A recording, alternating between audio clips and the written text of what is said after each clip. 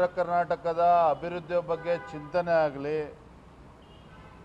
ಉತ್ತರ ಕರ್ನಾಟಕದ ಬಗ್ಗೆ ಸಮಗ್ರ ಚರ್ಚೆ ಮಾಡಬೇಕು ಅಂತಕ್ಕಂಥ ವ್ಯವಧಾನನೂ ಕೂಡ ಇಲ್ಲ ಇವರಿಗೆ. ಅಧಿವೇಶನ ಶುರುವಾಗುವ ಮುಂಚಿತವಾಗಿಯೇ ಭಾರತೀಯ ಜನತಾ ಪಾರ್ಟಿ ನಮ್ಮ ವಿರೋಧ ಪಕ್ಷ ನಾಯಕರು ಒತ್ತಾಯವನ್ನು ಮಾಡಿದ್ದಾರೆ.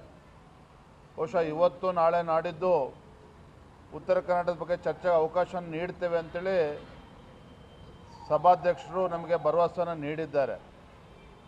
ಆದರೆ ಇದರ ನಡುವೆ ಆಡಳಿತ ಪಕ್ಷದ ಶಾಸಕರು, ಸಚಿವರು, ಮುಖ್ಯಮಂತ್ರಿಗಳನ್ನು ಒಳಗೊಂಡಂತೆ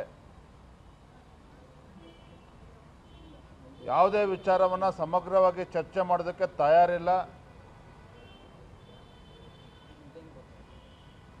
ನನ್ನ ಮೇಲೆ ಆರೋಪಗಳನ್ನು ಮಾಡ್ತಕ್ಕಂಥದ್ದು, ಮುನಿರತ್ನ ಬಗ್ಗೆ ಚರ್ಚೆ ಆಗಬೇಕು ಅಂತೇಳಿ ಈ ರೀತಿ ಬೇರೆ ಬೇರೆ ವಿಚಾರಗಳನ್ನು ಸದನದಲ್ಲಿ ಪ್ರಸ್ತಾಪ ಮಾಡ್ತಕ್ಕಂಥ ಪ್ರಯತ್ನವನ್ನು ಕೂಡ ಮಾಡ್ತಾ ಇದ್ದಾರೆ.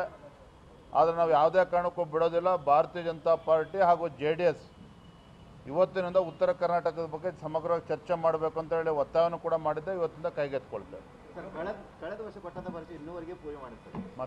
ಇವೆಲ್ಲ ನೋಡಿ, ಇವತ್ತು ಕಬ್ಬು ಬೆಳೆಗಾರರು ಇವತ್ತು ಸಂಕಷ್ಟದಲ್ಲಿದ್ದಾರೆ.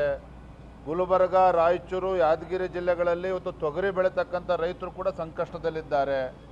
ಇವತ್ತು ಆ ಭಾಗದಲ್ಲೂ ಕೂಡ ತೊಗರಿ ಇವತ್ತು 3 ಲಕ್ಷಕ್ಕೂ ಹೆಚ್ಚು ಎಕರೆ ಅಷ್ಟು ಇವತ್ತು ತೊಗರಿ ಸಂಪೂರ್ಣವಾಗಿ ಬರೀ ಗುಲ್ಬರ್ಗ ಜಿಲ್ಲೆಯಲ್ಲೇ ನಾಶ ಆಗಿದೆ.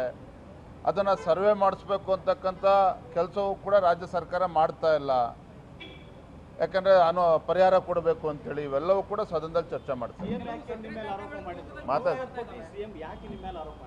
ಇದಕ್ಕೆ ಏನು ಪ್ರಿಯಾಂಕ ಖರ್ಗೆ ಅವರು ಸದನದಲ್ಲಿ ಇವತ್ತು ನನ್ನ ಬಗ್ಗೆ ಏನು ಆರೋಪವನ್ನು ಮಾಡಿದ್ದಾರೆ, ಸದನದಲ್ಲಿ ಅವ್ರಿಗೆ ಉತ್ತರವನ್ನು ಇವತ್ತು ನೀಡ್ತೇನೆ. Thank you.